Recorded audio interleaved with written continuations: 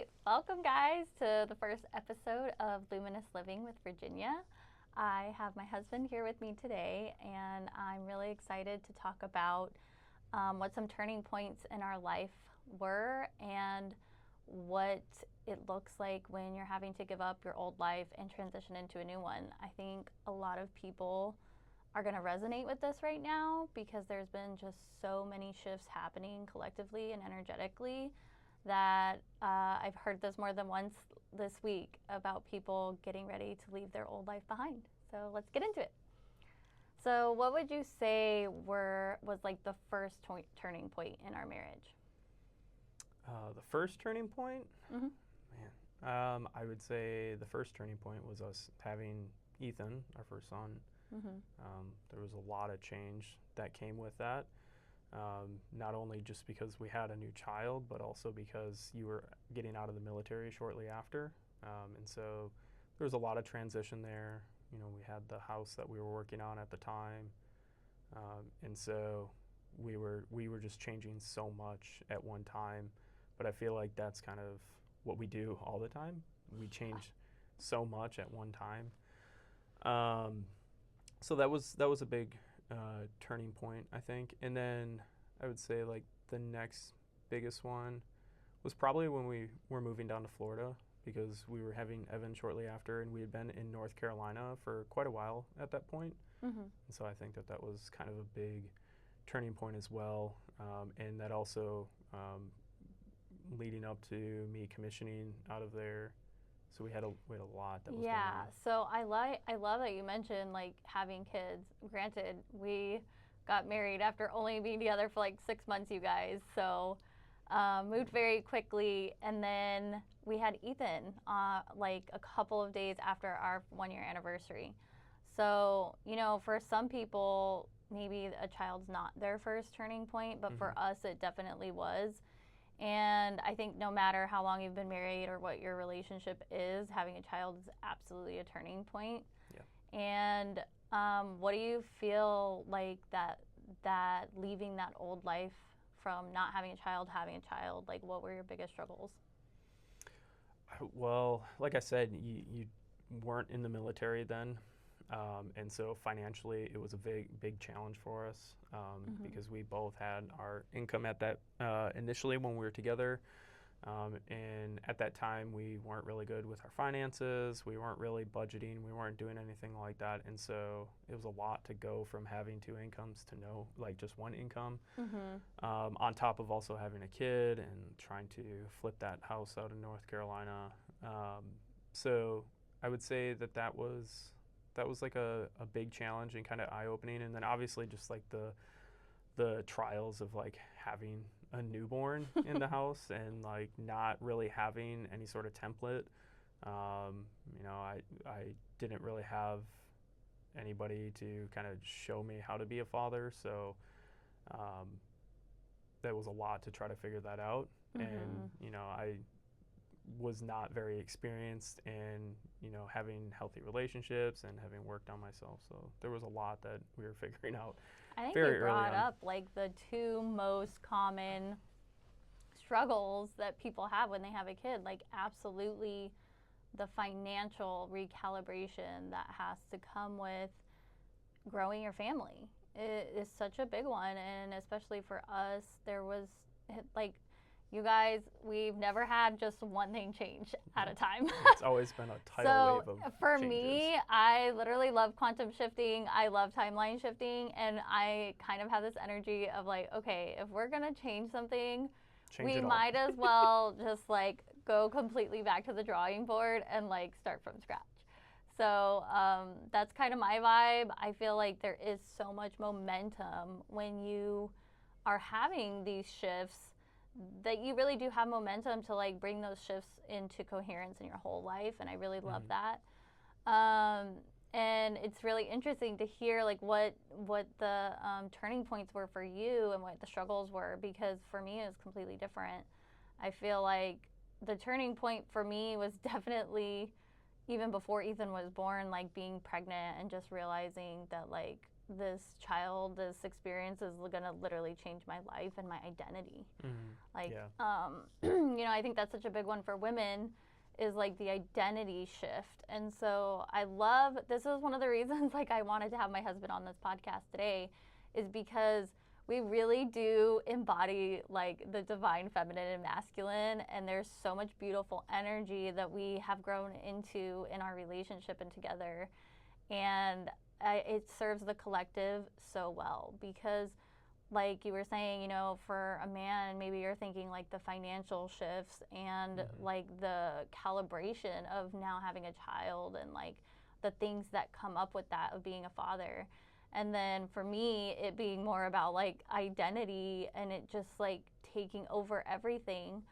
And so it's so important to understand like there is differences in the divine masculine and the divine feminine and what the experiences are, but they almost like hold the key to the other side. So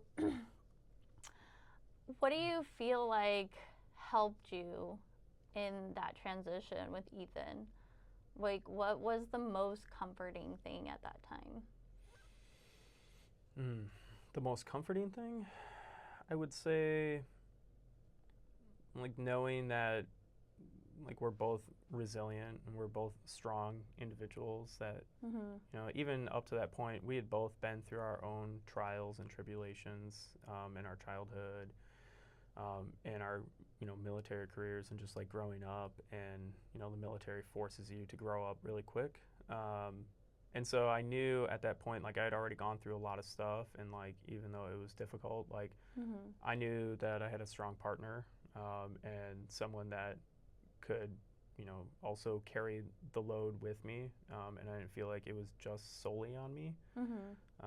We've talked about it a lot in the past, that I go out and I work, and I have that masculine energy of going out and working and providing for my family, but you do a really great job of like holding down the fort, and providing for us in different aspects, mentally, emotionally, physically, that I'm not very great at. And so I knew that we had like two completely opposite kind of energies that I think worked well together and meshed well together. And so I knew that even if it was difficult, we could get through it together, and we kind of knew when the other one needed to like step up. Even then, I feel like back then I was not as mature, and I had a lot of work to do. And you mentioned turning points, and I think one of the turning points also was going through the Landmark Forum. I think that was really helpful for me, in the sense that it helped me identify a lot of areas that I was blind to and that I needed to work on. And I'm not saying that I've perfected all these different things, because I still have a lot of room for improvement in different areas. But it definitely helped me identify these blind spots that I had, and start to work on them, at least be cognizant to them, as I'm becoming a young father, and being a spouse and a husband, and like try not to get triggered as easily, and like work through struggles that I'm having in those earlier years. So for sure, that was a turning point. You just kind of realizing like needing to have a shift around your mentality and the way that you were looking at things. And that absolutely goes into the same thing though, of like, what do you have to give up, right? Like what challenges are coming when you are giving up a life and moving into a new one? And absolutely you have to give up how you are thinking. Like, well, and your comfort too. Oh yeah, it's for so sure. uncomfortable to like start recognizing like where you have shortcomings and like where you need work. It's really easy to try to just ignore that and act like it's not a problem. So like it's definitely difficult, and I think that was like one of the hardest things. Is I was talking with a friend of mine, and I was mentioning how before I had gone through the forum, and even after that, a lot of the times when you would be talking to me, and you'd be like trying to give me advice or try to show me like, hey, like you're being reactive to this situation, or like there's a better way to do this or a better way to think about this. I thought that you were being condescending, and I kind of felt like you were a know-it-all. And like that was just me not recognizing your maturity at the time, and like how much work you had already done on yourself. And so, as I was talking with him, I was telling him like, you got to let go of like that kind of like that ego, or that thought that like they're being condescending, like maybe they are just legitimately trying to help you out. And that took me a long time. And like it's very easy to get triggered and shut down and walk away from the situation, and that was like my MO back then. So it's like I said, it's uncomfortable, and one of the hardest thing is like holding the space for you to like have your emotions and like feel a certain way about a situation and be in those emotions with you. Like that was the hardest thing for me, is like I don't feel that I've ever been an emotional person. I feel like I'm a pretty even-keeled kind of person. So being with someone in their emotions is even more difficult than displaying my own emotions. And so that was like the hardest thing. That was a turning point for us in our marriage, for sure. Was like once you were able to hold space for my emotions. Like there were literally years, and I'm so glad we're doing this podcast to share with all of you who are going to listen, because it literally takes years sometimes to learn some of these lessons and like integrate some of these lessons into your reality and your life and your relationship and get to experience them. And there was literally years where I would just like not say anything because I remember. I knew that if I said something, you would get Triggered. immediately defensive and reactive and like run away, and then that would just like trigger my abandonment issues, and like it would just start a whole cascade of things. And so there was like literally years where I just like shoved so many emotions down, and it's not sustainable, right? So moving on, and turning points, after we had the kids, a turning point definitely was like you commissioning and being an officer, which immediately led into like you deploying. Yeah, I was gonna say that was gonna be one of the big turning points. Yeah, this was like the massive turning point, you guys. This was 2019. Colby deploys, and we had only been in Colorado for not even a year. Yeah, like we got had out there in just June gotten there. Yeah, we got there in June of 2018, and I was deployed in March of 2019. So yeah, and then he was at training the whole time too, like leading up to this. Back and I literally had a little baby, so there was so many things happening all at once. Yeah. This is why we keep quantum shifting our life so fast now. We're experts in this now.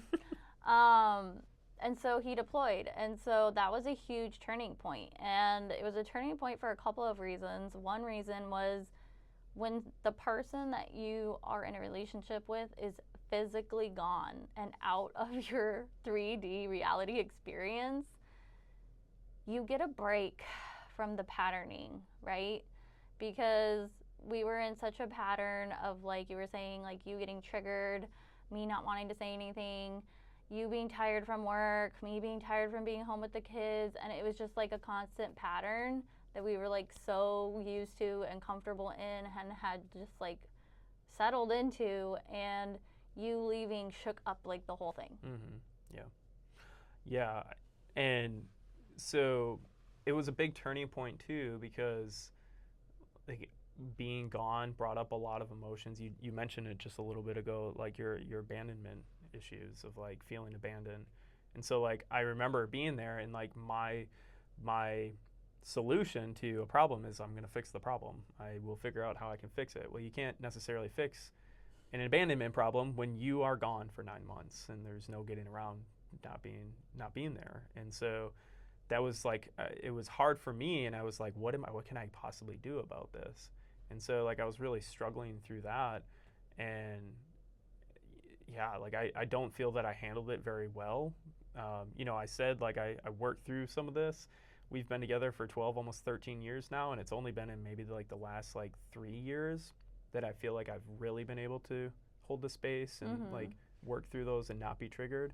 And so even back then I was like still getting triggered, but I think the biggest turning point out of that deployment was me really realizing like, yeah, I don't want this to be a normal thing that I'm gone and I'm TDY and I'm just like sacrificing my family all the time. Because up to that point, you know, I was chasing commission, so I had to assess, and I was training, and I was TDY a lot in the job that I was at.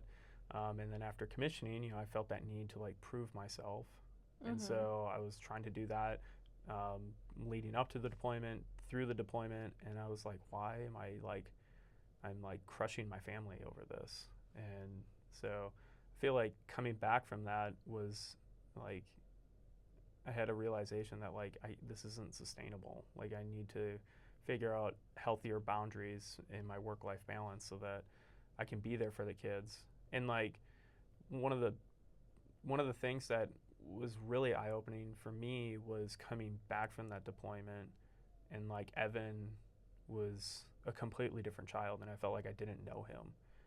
I left and he was, let's see, 9 months old, something like that. Aroundish, like almost 1. Yeah. And so I left. He was a baby when you left, and when you came back, yeah, he was like a straight up toddler. Yeah. And it was like I realized like, oh crap, like I just missed out on like a really huge chunk of like his childhood. His life at the time. And yeah, it just seemed like very different. And I was like, I don't want to keep missing out on like really important times in their lives. And you know, luckily, I say luckily, COVID happened right after I came back. So if you guys can imagine, he had commissioned and deployed, and we had a baby all within like a year and a half. And then as soon as he came home, COVID happened. Yeah, so like 3 months honestly, later. it was such a blessing though, because yeah, like the turning point for me on that deployment was you not being there and having to really do an inventory of who am I when you're gone, because so much of my life at that time was around you and your schedule and your training and your mood and what you needed and the kids. And like I just had like such an epiphany of when you left, like how much of my schedule and my life was built around that. And so then who was I going to be now in your absence? Like I had to create a life outside of that. And then two, just realizing, like you said, that I had a huge mentality shift around our finances and the life that I wanted to create and live with you. You know, I think it's so easy to get really comfortable with the life that you're living and having to go to work and having to do this and do that. And when you were gone, I sat in a chair, and I remember this so vividly. We had a little rocking chair in our master bedroom because we had babies at the time. And I remember saying to myself, like, I don't ever want to be in a position where, like, you have to be gone once you retire, like, once you get out of the military. Yeah. And we started taking our finances seriously, and I started looking even more into, like, investing in real estate. And I did business coaching that year, you know? So, and that's where I was really like, I want to create a business. I want to have control over what we do with our time.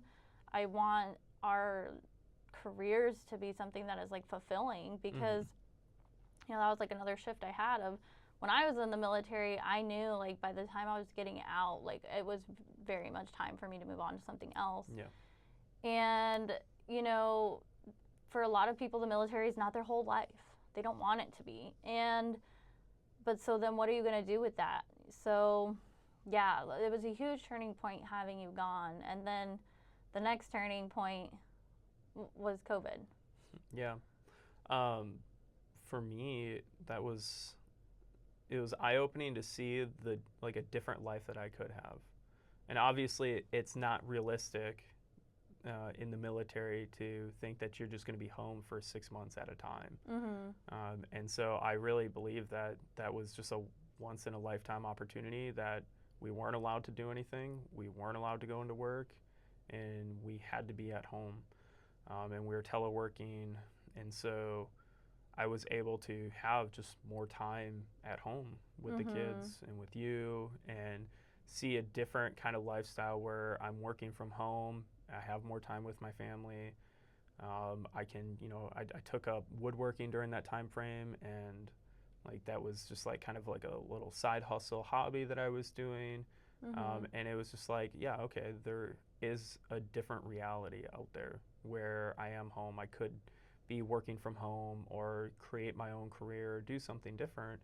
And I saw a difference in you and the boys, and just like the calm that came with me being around and a lot more present, and just able to help out and just kind of decompress. Everybody decompressed during that time frame.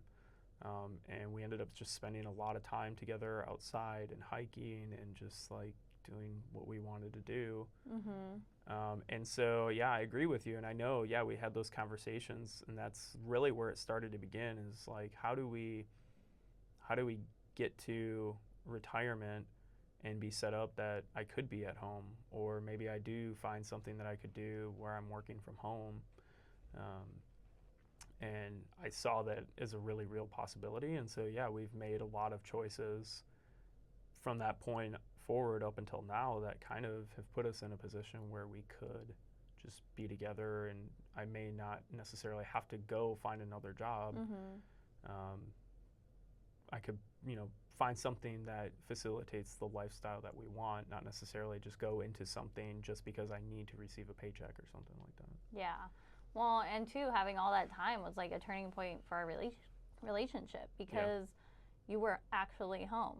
So the thing you have to give up when your life is changing is how you allocate your time. Like, this is a huge one. Like, I hope everyone is listening and like write this down, make a note, remember this. This is, if you're going to remember anything about today's podcast, if you want to change your life, you have to start allocating your time differently. Absolutely. Like, your current life is a product of the choices that you have made, the mentalities that you have, and the way that you spend your time. And so having you home and the world shutting down, like, honestly, COVID was such a blessing for us. We had a great time during COVID because the temptation of being busy doing other things was gone, and it really was time to like work on our family and bring everything back in. All of our energy, all of our time, all of our thoughts, all of our resources was funneled back into our family and creating what we wanted. Yeah, it removed a lot of distractions that could be out there. And it was just, you had to be at home. You had to be with people that were around you. And it was kind of a blessing to us, because we had that time immediately following a very, very stressful time where we didn't have each other around. And I think that was a huge eye-opening event for us. And then after that, I would say that was probably like, well, I'd say like the last turning point we really had was when we moved here to Texas. Well, Korea. You're skipping a big one. Well, yeah, but I think Korea was like, Korea in and of itself was not a huge turning point, I don't feel like. Like, I was still away from you guys for a period of time, but I think we had made a lot of mental shifts at that point, and moving out to Korea was just, it was an experience. We had a great experience out there. But I feel that, like, to get to where we are now, Korea was not necessarily the reason that we got to where we are right now. I feel like moving to Texas and moving to the Eagle Rock House was a huge turning point. Well, so Korea was a turning point for me. Okay. Because, one, it really challenged our values. Like, we've always said, like, we're not going to be separate if we can help it. And so, like, with the military, there is people, sometimes who they just live separate lives because they can't move or don't want to move, or they don't want to spend the money. You have essentially two options. You can do a command sponsored tour, and the military pays for your family to move out there, but it's 2 years. or you can go non-command sponsored, which is what I elected to do. And so I was out there for a year, but your family can still come out there, but you have to pay for them to come out there. And so it was expensive, and luckily we had just sold our Colorado home, so we had the money to do it, but it was still really stressful. I guess it was. We were joking a couple days ago about like what are some of the craziest things that we've done. Korea That'll be a was whole other podcast, so Korea we'll give you a was tidbit one now. of the craziest things that we did because we sold everything, our house, all the furnishings in our house, and we packed up our entire life into 9 suitcases and moved out to Korea. During COVID, During when it COVID. was quarantined, Yeah. which was actually so nice. I was so upset that we had to quarantine when we flew in.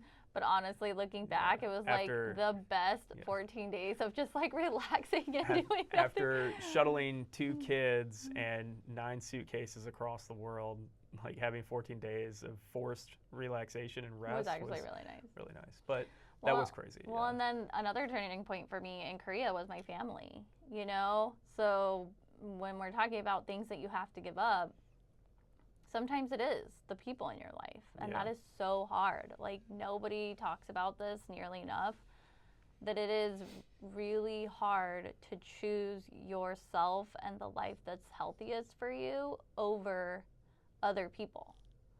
And you have to. Like, you absolutely have to. And so Korea was a turning point for me because it was like the first time that not only could I, like, get space for my family and not feel guilty, because even when I was in the States, I just always felt guilty if I didn't go visit someone or go do something or you know, make the time for so and so to see the kids. And so we were in Korea. It was like, obviously I'm not going to see you unless you fly out to Korea, but we're not leaving.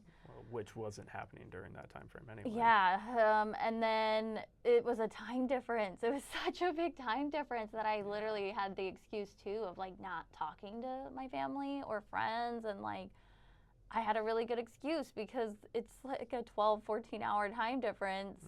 So it was just really hard to, you know, like catch people during good hours. Yeah. And so, yeah, that was like kind of a turning point for me. And then even just making the choice to come back early was a turning point because, you know, I get intuitive responses, and then obviously our value was to stay together. And so it was so hard because I was like, well, I really value that we stay together, but Spirit seriously was like, I woke up in the morning and I was like, I know exactly what I need to do and we need to go. Like, I'm so sorry. Like, I feel bad leaving you, but we have to go. Like, something is telling me it is like time to go. Yeah, I remember. So like when we first moved out there, obviously everything is fresh and new and fun. And we were like, oh, maybe we cape, maybe we extend a year. And we were like, you know what? No, like we'll just do this year. And you know, if we really still like it, we could probably extend for another year. And then, you know, we had a lot of good times out there. We went on trips and we did different things. But then the plan was still that you were going to stay out there for the entire year. And I just remember it was in like late October. Yeah. Like at the very end of October, I woke up and Virginia was like, we have to leave. Like, we're going back. We need to go back to the States. And I was like, what do you mean? Like, what? We still have like 7 months here, 6 months here. And she was just like, no, like, I think we have to move back and we're going to move to Texas. And I gotten my follow-on at that point.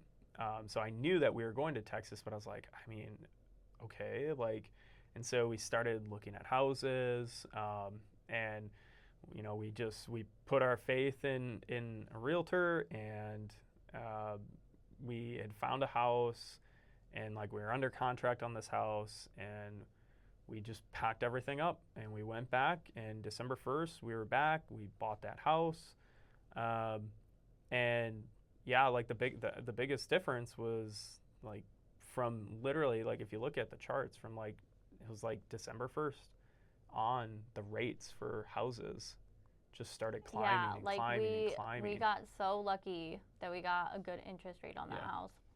But obviously we bought a house from a world away, and when you do that, like my intent when we moved here was that that house would be our forever home, Yeah. and it wasn't. We thought downsizing and doing a one story and the location was going to work, and in the end it didn't. Mm-hmm. And so I guess that leads us to like the next turning point was probably From the moment we moved in the house, we said, how do we get out of this house? And yeah. Well, because what we were wanting was stability. yeah. So it wasn't the house itself. It was wanting that house to be the forever home. Yeah. And the turning point after this is obviously us moving into our custom home that we built, like that we designed and picked everything out of. Yeah. And so it's so funny now, like looking back now, I realize one, how silly it was to kind of think that that house could be the forever home, because it was so much smaller than anything we had ever had. Mm-hmm. It was one story and all tile, which I don't know if any of you have kids. It is so loud to have a one story house with all tile and high ceilings. And there was just there's just so many things that we were wanting that you just couldn't find, honestly, in a house. Like the biggest thing for us has always been like the kitchen. And I was so upset about the kitchen having the sink in the island, and that was like something I really felt like I had settled on. But anyways, so the turning point after that was probably just realizing that we were chasing a feeling of like being at peace and being settled. Yeah. And that did not exist there. For context, like the house that we had out in Colorado was 2,800 square feet, 2,700 square feet. And in that house, we had like an entire room that we were like, we never use this room. And the master bedroom was oversized, and it was like a lot of wasted space. And so our house down in Florida was 1,800 square feet. And so we're like, okay, well, let's split the difference between 1,800 and 2,700, and that puts us right around like 2,300 square feet. And so that was like in our head, that our mentality was that's probably the right size. We had little kids at these times. Yeah, we had babies, literal babies, or just one child for a portion of the time in Florida. And so we kind of made this decision, not really thinking that, these kids are going to grow up and they're going to want their own room and they're going to want to have their own space. And maybe we don't want them to just have their toys in the living room and all these different things. And then we moved into this house, and the rooms were kind of tiny. It was technically a 4-bedroom, but one of them was like an office, and this room was like really small. And so we were like, well, that's kind of just going to be the toy room, but that just meant that all the toys bled out into the living room. And so there was just things with the house that it was like, oh, well, this is not going to be sustainable. It's not really sustainable now, and as the kids grow older, it's definitely not going to be sustainable. Yeah, so one of the things that you have to give up when you're wanting to completely shift your life is definitely settling. Like you can't settle, because if you're willing to settle, you're actually distorting like your true heart's desire. And when you have that distortion, I think it's really difficult to get clarity on what it is you actually are trying to create and what it is you actually want. I think the universe everything is energy and everything is frequency. And so, when you're in an energy of, well, this is fine, like, and settling, and you're not allowing your true heart's desire to be like broadcast into the world to bring back to you, well, then you can't really like be upset if you don't have the exact life that you want. Yeah. So that was hard for us, and I think this is something not a lot of people talk about, is there is a struggle on one side or the other, right? Like either you're struggling because you've finally outgrown something and you're ready for something new, or you're struggling because you don't want to leave what you have, but then you don't have what you want. Yeah. So, you know, you have to kind of pick where the heart is going to be. Mm-hmm. And for me, it's always like, well, if it's going to be hard one way or the other, I want it to at least be hard and I get exactly what I want. Yeah. Like, it may as well be worth it. yeah, like if it's going to be hard, it better be worth it, and I'm going to get exactly what I want. So, so this some of the final turning points that we've had recently was obviously our trip. Oh, we have to talk about our trip that we took last year. Yeah. This was a turning point, you guys. We're going to back up before we get to the house and living in an RV and all the crazy things. We're not backing up. We're going in time. We're going in time. We're going in time. So we had been in the house 2 years at that point, right? I was going to be gone. The job that I'm in right now afforded me the stability of just being with my family all the time. But I was going to be gone all summer, so I knew I was going to be gone for 2 months. And our 10-year anniversary, we had said that we really wanted to go out to Spain. That was what we wanted to do. And then we were looking up plane tickets and hotels, and we were like, oh man, we cannot afford that right now. That's just, it's not in the cards for us. And so Virginia had found a cruise, and it was a transatlantic out of Galveston, and it went out to Barcelona, and it stopped at a couple other stops on the way. And it was very reasonably priced. Kids sailed free. It was 14 days. And we were like, holy crap. We bought it a year in advance. Yeah. And so, but it was in May of last year. It was literally cheaper than what it would have cost all 4 of us to round trip fly to Barcelona and back. Yeah, by far cheaper. So, one of the other things you're going to have to give up, you guys, when you're trying to move into your next evolution is that you have a better plan than God, the universe, spirit, whatever your higher power is, because never in a million years did we think we were going to cruise from Galveston to Barcelona. The fact that something like that existed was literally not in my radar or in my awareness at all. I don't even know how you stumbled across it. It was so random. I just remember you sending it to me, and I was like, what? When is this? And you were like, it's over a year from now.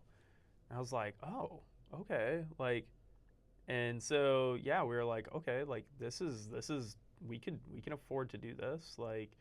How do we make this into the most? Because again, you've heard her say it, if you're going to do something, you may as well go all out, do everything at once. And so what we ended up doing, because we were looking at, okay, well, how do we get back?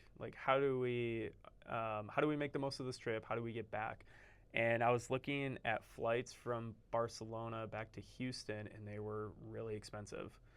But from Rome back to Houston was dirt cheap. And I was like, well, all we have to do is get to Rome. How do we get to Rome? And so then we were kind of coming up well, maybe we do a road trip, and we'll just rent a vehicle, and we'll drive from city to city, and we'll stay in hotels. And I'm doing the math on this. I'm like, this is going to also be very costly. And so we had kind of tossed ideas back and forth for probably a month or two.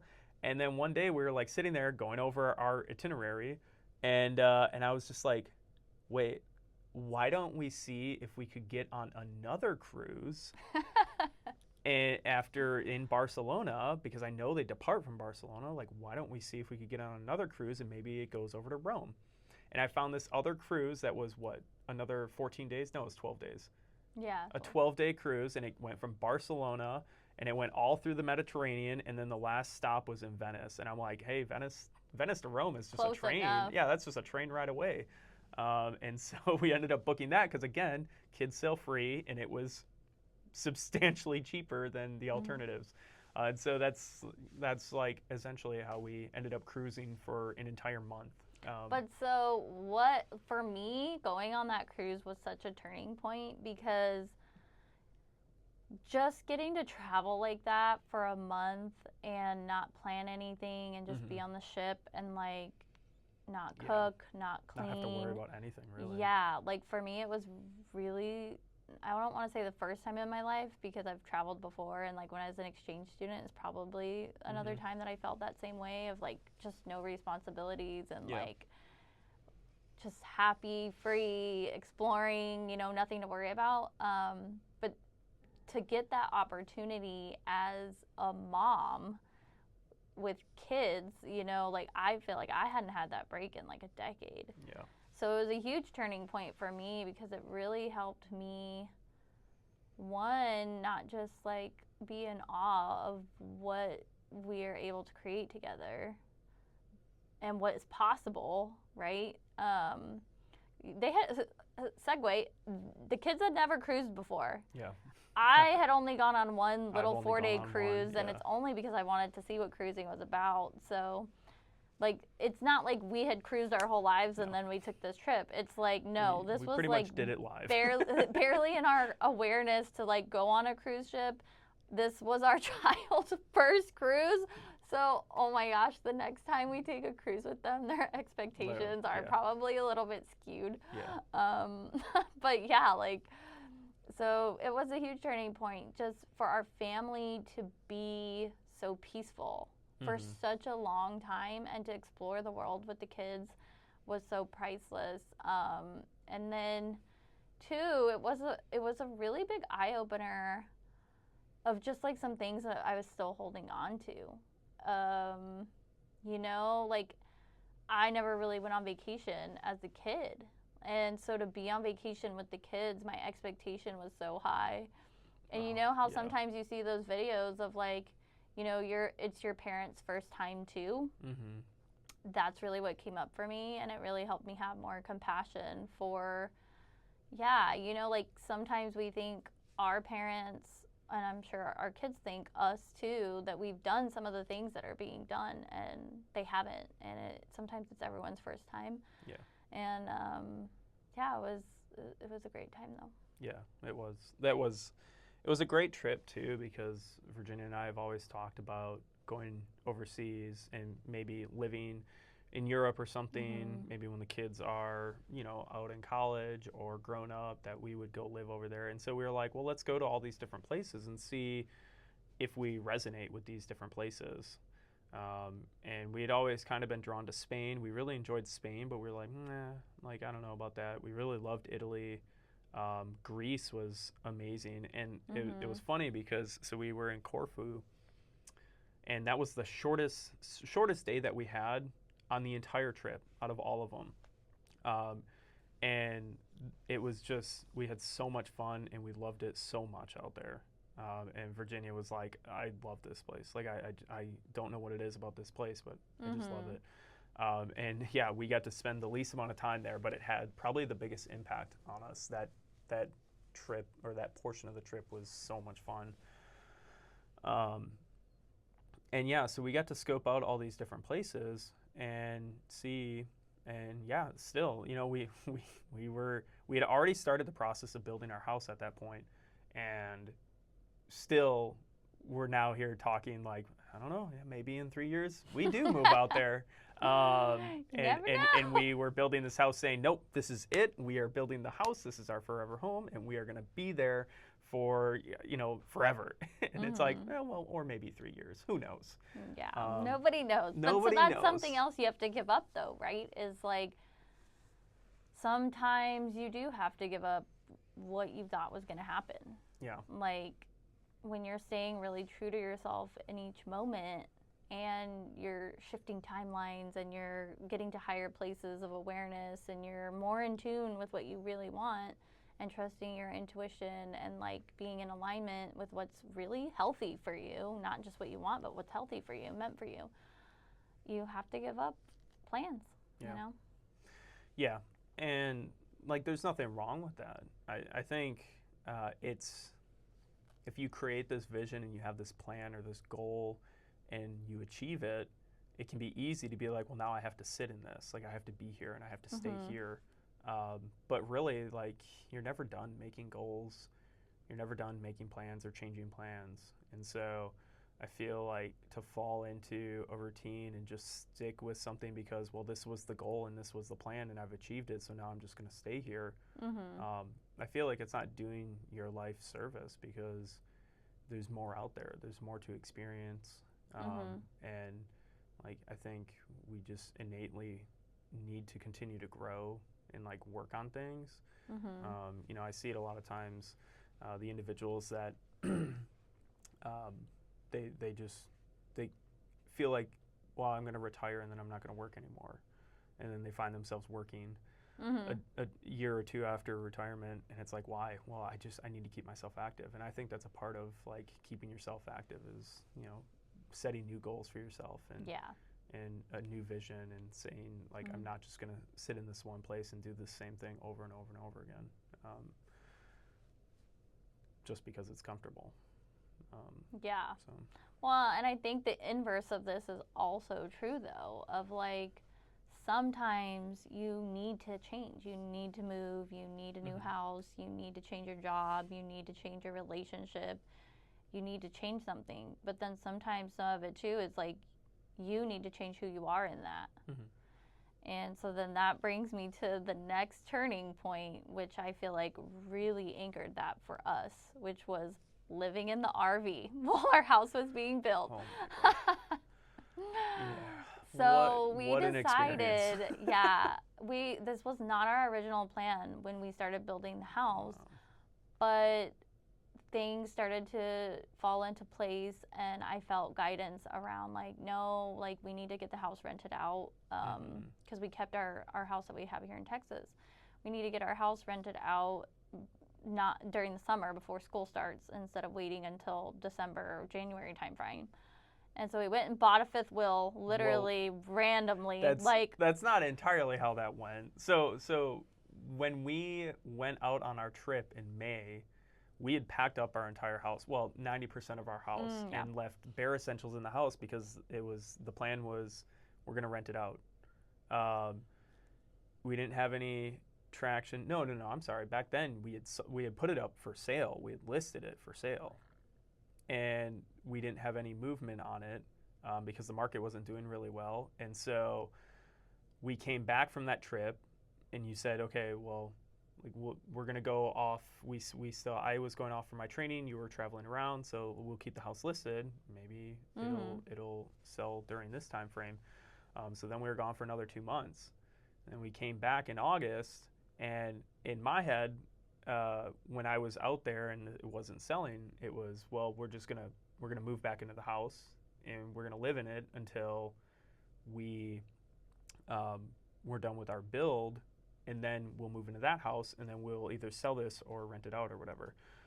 And I drove back from Alabama, and Virginia was like, all right, we have to pack up this house. I have a tenant. She's going to be moving in. And it was like, 2 days later. So I have a tenant already lined up. She's going to be moving into the house. So we need to pack everything up, get it in storage, and then we got to figure out where we're going to live. And I was like, what? And so I came back. I drove, 14 hours back from Montgomery. We had Ethan's birthday, too. Oh, yeah. And we had Ethan's birthday during that time frame as well. So I came back. We had the birthday. We packed everything up, and then Virginia and I were like, "What are we gonna do?" And so I don't know how you kind of decided on that. No, because there was an RV park in our neighborhood, and so I was trying not to have the kids on a different have bus like route a huge life change. Yeah. They already, poor things, are probably traumatized from moving. So I was like, okay, we could go rent somewhere else, but then we have a bigger lease. What if the house is done early? Then we have that lease, or we have to pay to break the lease. I was like, why don't we just look at like fifth wheels? And there's an RV park in our neighborhood that the kids could stay on the bus and still be near their friends, and like our life not be as disrupted, that we're literally in the same neighborhood. Yep. And so within 24 hours, we bought an RV. and started moving into it. Yep, we bought a fifth wheel, had Yeah. someone deliver it, Yeah. started moving into and it, then, started buying stuff for it, and set up shop. And so we have never lived in a fifth wheel before, or I mean, I've gone camping in an RV one time. Yeah. With a friend. We also had never lived that small. We never lived that small, but we did it live, and we're fine. Look, we made we it. made it. Yeah, and it wasn't. We joke about it, but it wasn't like it was terrible. We had some instances with individuals in the RV park and stuff like that, but by and large, the experience of living in the RV with everybody wasn't that bad. No. We were very thoughtful about the type of RV that we purchased. We knew like it's not realistic for us to get into like a 20-foot bumper pole small RV. Like we are going to live in this, and it could be for an extended period of time. And if it isn't, maybe we are going to rent it out in the future. Maybe we're going to do these different things. Like we'll probably hold on to it. So we knew like let's get a fifth wheel. Let's get a larger RV. And then we also wanted to make sure that we had like a bunkhouse, like separate bedrooms, so that Ethan could have his own space and Evan could have his own space. And so we were like very thoughtful about that. And so we went to a couple different places, and we literally just happened upon the perfect RV, and it was for a great price, and it's been awesome. The experience of living in it was not terrible. Like No, but it was a turning point because, like I mentioned, sometimes it's not changing where you are, it's being a different person in that place. And so, I feel like I really found peace in our family in the RV. And I'm really glad that we got to have that experience before we moved into our dream home, because I think a lot of people think getting a dream home is gonna like solve all your problems, right? Yeah. And it doesn't. Like if you don't have your family situated and like you're not happy or you're not in a good place, no dream home, dream car, dream anything is gonna actually give those things to you. And so, I just remember having so many moments. We played the song, I Think I Like This Little Life. We played that song so many times because obviously living in an RV to living in your dream home is like worlds apart, right? It's completely opposite sides of the spectrum, okay? To live in a fifth wheel compared to living in a dream house, custom home, and having plenty of space and a backyard and all the things. But it really helped me see that it wasn't the house that was going to make us happy. I mean, having the house absolutely is a reflection of the happiness that we already have and the love that we already have within ourselves and for each other and our family. But we played that song so many times, and I just have so many pictures of moments that I was just like, we were still having pancakes in the RV and having breakfast, all together at the table, and like that's what I cared about. Yeah. The kids were still having friends sleep over, and us with our friends, and like it wasn't the size of the home or the finishes of a home that made the space that we are in like a peaceful or nice environment. It was like the things that we consistently do. Yeah.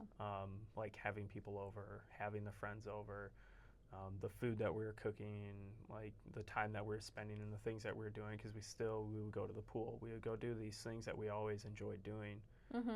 And so it doesn't matter if we're living in an RV or we're living in the home that we have now, like we are still doing the same things. It's just that, now we have space to stretch our legs, and I'm not running into walls everywhere, and it doesn't all shake when I move around. So it's nice in that sense. And we have more than one bathroom now. Woo-hoo! Yeah. Oh, yeah. That is, and we have a tub. That's crazy. Oh yeah, I missed that. So there were certain things that they're like nice things to have. But it didn't like it didn't make anything like that much different. Yeah, but so that's why I'm doing this podcast, you guys, and I'm, going to be doing mentorship and peer support. I have Quantum Shift initiative starting on July 1st. So for those of you if you're resonating with anything on this podcast, please reach out to me and try to get into that container on July 1st. It's going to be the only one I have this year. The next one won't be until January, because it's about your frequency, and it's really about your own awareness and consciousness. It's not everything that you're experiencing is starting from within you and then being mirrored back to you as a reward of your coherence, right? So that's why I'm so committed to this work, because we live in a time now where it has never been easier to have your dream life, truly. Like, we were literally just talking at lunch before this podcast, how much technology has shifted people's ability to be entrepreneurs, to have their own businesses, to connect with other people from around the world, to receive payments, to do all of these things. Like, it has literally never been easier. And I think as time goes on, you're only going to make it more and more evident that it's you. It is nothing outside of you. Like, it is literally all something you could totally have and create, but if you don't have the mentalities, the awareness, the love, the energy to create those things, like, that's where the work is. It's not outside of you. It's truly within you. So the RV was totally a turning point of just the level of coherence that we have as a family, that we have in our marriage. And then the next turning point was the house, right? So let's talk about the house, because this is a huge turning point for us. Like, we've, moved so many times. Every house we ever bought, we never put pictures up. It was always hodgepodge Facebook furniture. Like, we knew we would only be there for a year or two or maybe 3 if we were lucky.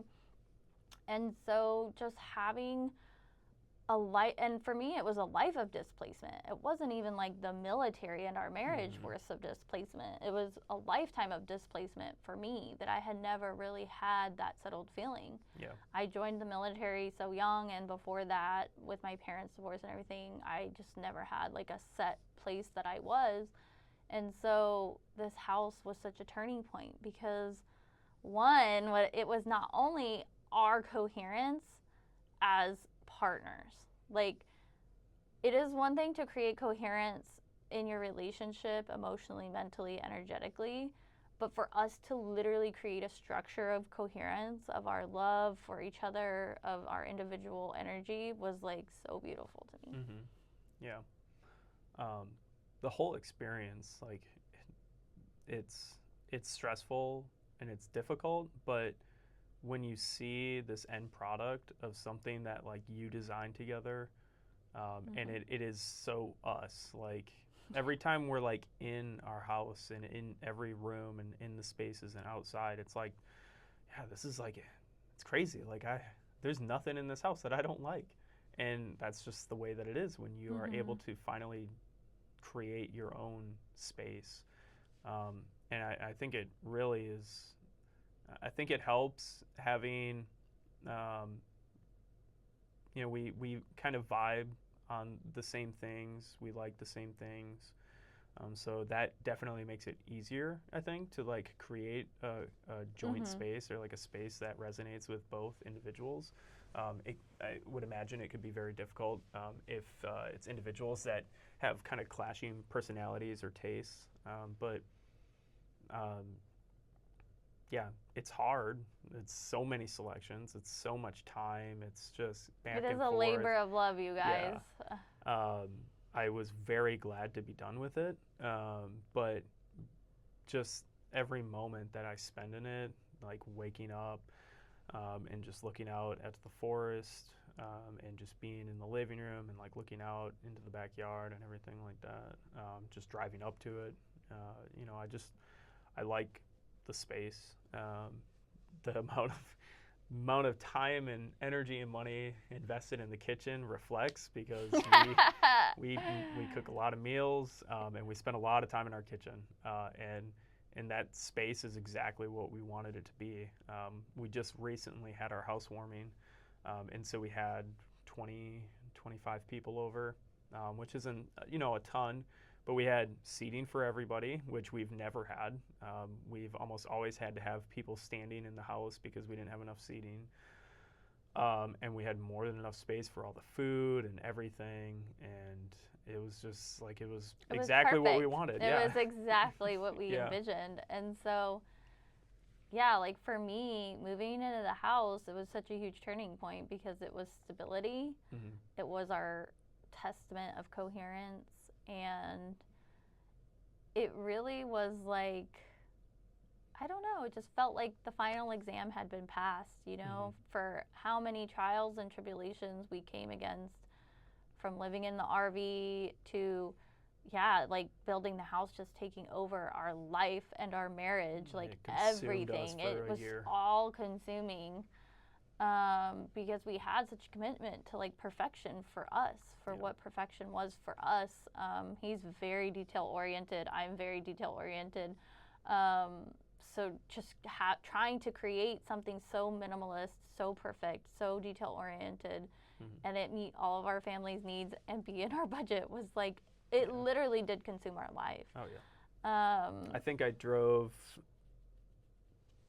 2,000 miles total, driving to Houston and to Dallas and Houston and gathering Austin, all those little pebbles for our project. Corpus Christi, like getting appliances and light fixtures and just like all over the place.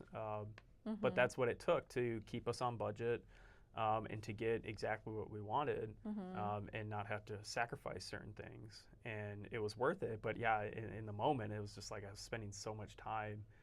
Just, you know, I always joke like about the light fixtures. We were just talking about the light fixtures a couple days ago.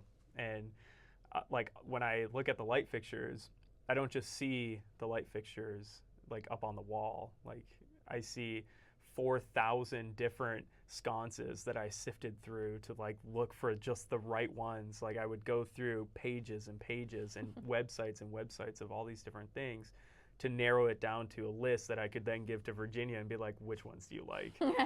And so it's just, it was a labor of love. But yeah, everything about it,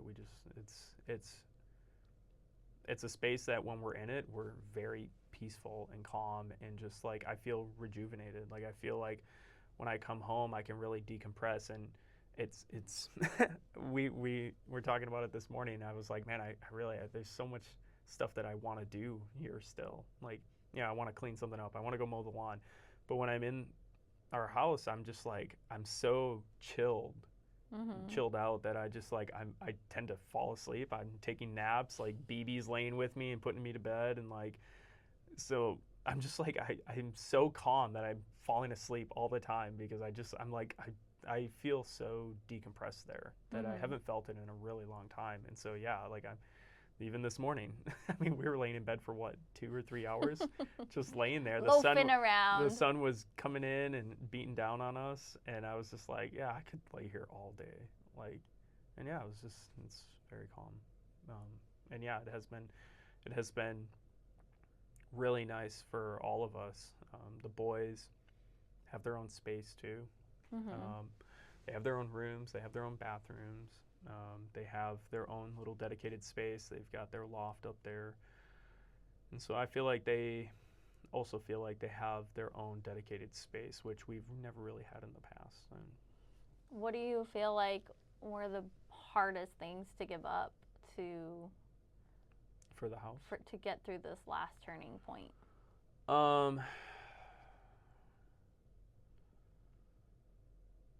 I would say, I mean, we sold 2 houses to even move through this whole entire thing and to finance this entire project. I think that was really hard to give up because, one, we gave up our Florida house. This was a house that Virginia gave birth to Evan in the sunroom. And we have a lot of amazing memories in that house. We love that house. It was in a great location. And it was never a house that we saw being sold. Our plan was to never sell this house. It was going to be our beach house. It was going to be, we're going to hold on to this, and in the future when we want to go out to Navarre, we'll go to our house. It'll be me, Mom, Pop, Pop's beach house. Yeah, beach house. And and Virginia always said, like, I gave birth to Evan in that house. Like, I'll never get rid of it. And again, like I said earlier, it can be really easy to like reach your goal, or have a vision in mind and say like, I'm not changing on this. And that was one of those ones that we were just like, we have to. Like there's no getting around it. Like we're gonna have to sell this house. Um, and so we did. And I think that was like the hardest thing. But when we really sat down and thought about it, it made no it sense made no to keep sense that we it. were going to keep it. Like it was one of those things, like he's saying, when you just say something as absolute, Mm-hmm. it's so hard to even bring it up in conversation. Like we Yeah. waited so long to even consider that option, and Yeah. by the time we did, it was going to happen, and it was going to happen because we could already see how much it was worth it to let it go. Like, yeah, because like you said, like it was always one of those things that we never even talked about it. We really didn't ever broach the topic. It was just always, we're always going to keep that house. mm-hmm. And so when we were finishing up this house and when we were done with this house, we were like looking around like, okay, we need to consolidate some debt that we had left over from building the house, and like we need to put ourselves in a better position to financially be comfortable having this home. And so we were looking all around like, what can we do? Like, what could we do? We could sell both our vehicles. We could do all these different things. We could do X, Y, and Z. And then, yeah, Virginia was like, I mean, or we could sell the Florida house. And I was like, I didn't think we were ever going to do that. And we finally kind of like talked about it, and we're like, when are we ever going to actually go back there? And I think it was one of those things that you just kind of thought that it was going to be the way that your life was, or like that was just going to be a normal thing. And then when we really thought about it, it was like, no, I don't think it would make sense to keep the house just to go out there for maybe a weekend or a week, a year or something Yeah, like that. it was just the realization of like, you can't put so much weight onto a reality that doesn't exist yet. Yeah. So like we're always like, oh, we'll go to the beach with our grandkids one day, but the reality is like, what if Ethan marries someone from Norway? Like they don't even live in the States. Yeah. Or what if they work and they can't go to the beach? And what if we knew we wanted to travel once we were, retired and the kids were big. So being in one place, for an extended period, so then we're going to pay to have an empty house. Like, I guess it was just really collapsing the fact of our life is now. Like, our life is right here and right now, and in this house and with our kids in this season of time. And this is going to be either a master class or another podcast episode on, you really have to live where you are right now. Yeah. Like, part of creating your dream timeline is aligning with where you are right now and really realizing that, like, timing is everything. So, it just became so evident that the time was now to be where we are now. And, time changes, locations change, and you change. And it's really crazy when you start to look at how divinely aligned your life has to be for everything to line up at the right time, the right place, in the right location. Yeah. I mean, I feel like when we've tried to force something, like when we tried to force selling the Eagle Rock house, it didn't happen. And we were like, well, why isn't it selling? Like, why have we got no interest? But I feel like when the decision, like when we know what the right decision is, and when we actually move and do the thing that we know is the right decision, things happen immediately. When we sold the North Carolina house, it took us 1 day. Yeah. And when we sold the Florida house, we had an offer and we were under contract within a day. But then once that contract fell through, we were under contract again within another day. Yeah, we still sold that house within a month. Yeah, and so like, but it was easy. It was like, oh, okay, yeah, like this house is sold. Okay, yeah, that one's sold. And it was just like, it was too easy for it to not be the right decision. Like it had to have happened that way. Yeah. So I think when you try to fight things, like you're just making things harder for yourself.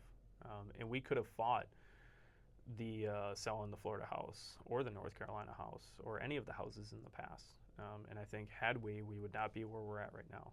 Like I feel that the reason that we're at where we're at right now is because we have not fought it. We've we've known kind of deep down, like, no, this is the right move, and we just got to go with it. And you said something too. Living where you're at right now, we have. Well, I say we. Virginia is really good at having foresight and like thinking 5-10 years in the future, and I'm not really great at that. Like it's not my forte, but I know that. I'm really good at being in the present and actioning in the present. But it can be really easy to like create this vision and like be thinking of, oh, I want to be here, I want to be here. I really felt that in the RV. In the last 2 months, I swear that RV shrunk 25%, and I was hitting walls more, and everything was smaller, and I was spending a lot more time at the house working on things and finishing up the sauna and like doing all these different things. And it was starting to get really hard not being in that house. And like, so I would be coming back to the RV and I would just be like, oh my God, like why can I not be in this house yet? And like, I was just getting more and more stressed out. And you know, it's just one of those things. It was like, I just got to kind of surrender and just be where I'm at right now. And like, I know it'll happen, but it was really difficult. And it just causes, I feel like it causes a lot of angst and just like, I don't want to say anxiety, but like it creates this feeling in you where you're just like, you're frustrated. That's really what it is. Angst and frustration that like, I'm like, I want to be in this position, or I want to be in this place, or I want to have this thing, but I'm not there yet. But I'm like close, I'm working towards it, but I'm just not there yet. And I feel like when you get kind of absorbed in that frustration and those feelings, it can be really easy to like lose sight of where you're currently at. And like there's positivity in being where you're at. Like focus on that, and you will achieve it. You will get to where you want to be, but you have to be in the present. If you're not taking action in the present, you're gonna lose that vision. You're gonna lose sight of what you want.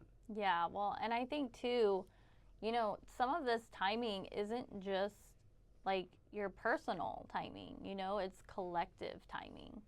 So I've had this conversation with Colby so many times about how long, like, I'm sure, honestly, only Colby probably knows, like, how long this vision and this dream of, like, doing this podcast, of providing this type of support and this, like, being my life's work, and it's finally coming together now. It's been over 5 and years. And I have tried to do this before. I did back in 2020. Yep. And honestly, from 2020 to now, even 2019, you were. But it's so funny because, you know, back to what he's saying of like, the true coherence really is learning to be at peace where you are while you're working towards where you want to be. Because some of it is like, there's a reason that you're being delayed, and I think some of it is to protect you from maybe not getting what you think you want because there's something better. I think some of it is you needing refinement to be able to hold that thing that it is that you're wanting. You know, like the amount of refinement that I've gone through from 2020 to now is like, I'm a completely different person than I was now, in a completely different situation with a completely different support system. And like, I could not have created this in the energy that I'm creating it in now 5 years ago. And I think same for the house, you know, like, we could not have created the house with the energy and the grace and the, you know, things that we picked out 5 years ago now, because it took years of refinement, knowing what our style is, knowing who we are as a couple, knowing what we really value, that having a big table is what we really value, having an island everyone sits at is what we really value. And so, you know, some of these things, yeah, maybe you're in a rush and it's annoying, but like timing truly is everything. Yeah, no, I agree with that. And you know, you kind of mentioned it, you touched on it a little bit, that you've already tried to do this, right? And I think that that's going to be one of the things too that people, I'm sure they've heard it multiple times. You may see someone's success and think that they got it on the first try, and that is just not the case. Like we have had multiple failures and different things that didn't take off, and you know, you did your coaching and you've done different things that you know, it just wasn't the right time, it wasn't the right place, you weren't in the right, you know, mental state or emotional state, or like our family wasn't. And so, you know, we've had so many different things that we've tried to do and like they haven't worked out. And so really it's just a matter of like continuing to try. Don't get disheartened just because, well, it didn't work out this one time. Like behind any person's one success is probably 15, 20 failures. So, you know, even for us, like the house, yeah, we thought we were making the right decision. Well, even before that, when we moved out to Colorado, Colorado was supposed to be it for us. That was going to be where we were going to retire, right? And then we got out to Colorado and we're like, oh, maybe not. So maybe this isn't the dream house, because that was like a semi-custom We've build had a couple out there. dream houses already. Yeah, that was like a semi-custom build. You know, you get to pick out all the colors and floorings and all these different things. And we built that house as if that was going to be it for us. And then we realized maybe we don't like Colorado as much as we thought we were going to. And so, you know, and then that's so funny you said that, because I've never thought of this. Yeah, and then the house in Texas, like we bought it, and in our minds when we bought that house and when we were moving there, that was going to be it for us. And then it wasn't. And so here we are again. And now we're finally in a place where it's like, no, like this is it for us. And like, now we're talking about moving to the Mediterranean one day. We'll it's so funny how life works out sometimes. Yeah. But okay, guys, we're gonna wrap it up. This was such a good podcast. I'm so glad we got to do this together. It's just been such a journey to create with you and do things with you, and so I'm excited to create more things with you, and really honored that you got to be here with me today. So absolutely. You guys, I love you. Like I said, please check out my Quantum Shift initiative that's starting on July 1st. This is going to be your total opportunity to be able to shift easy, gracefully, and with support. You know, that was a huge thing for me on my journey, was just like the lack of support, because I'm sure, as you've heard during this podcast, unfortunately what happens a lot of times when you're shifting is that things are falling away. People are falling away, jobs are falling away, and so there, you know, becomes this feeling of, now what am I supposed to do? I have no support. And so I've been there so many times. I really am an expert in this transformation and transition energy, and I would love to support you while you're creating your dream life, and you not feel alone and have the strength that you need to really like see it through to fruition. So I hope you guys check that out. I hope everybody listening today wakes up tomorrow and really has the clarity of what it is they're needing to shift in their life, whatever that looks like for you. I hope you find that clarity, and I hope within the next 48 hours you get movement on that there's action that's taken either by you or the universe to help you see that shift occur. I love you guys. Talk to you later. Bye.